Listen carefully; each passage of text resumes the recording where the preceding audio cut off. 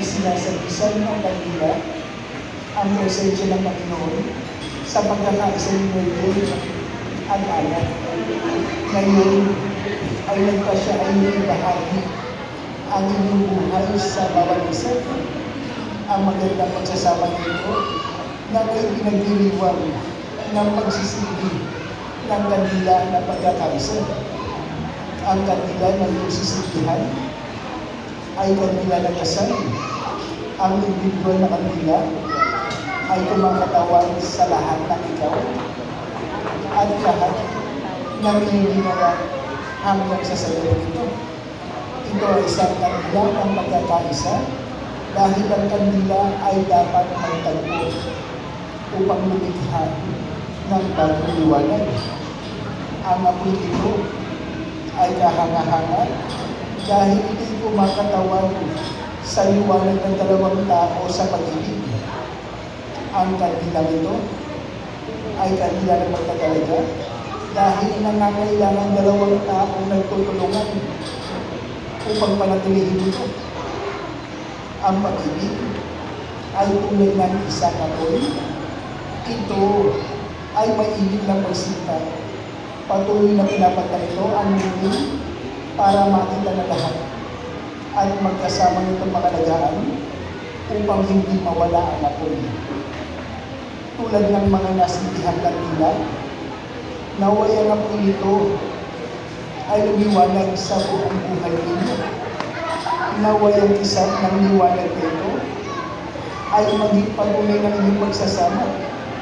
Hayaan natin magbigas ang kanilang ito bilang simbolo ng inyong pag-ibig at katapatan sa isa't isa.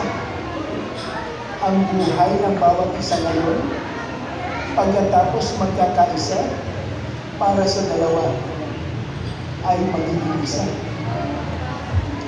Ngayon, anak, tatandaan niyo malagi ito. Dapat na maging malikhain ang isang mabuting pag-aasawa. Hawakan natin lagi ang kamay ng ating kapareha. Lagi natin alalahanin na sabihin ang salitang mahal kita o I love you kahit isang beses lamang sa isang araw. Huwag tayong matutulog ng may galit o kahit tampuhan naman sa isa't isa. Lagi tayong magpapahayag ng mga salita ng pagpapahalaga at pagpapakita ng pasasalamat sa magagandang mga paraan.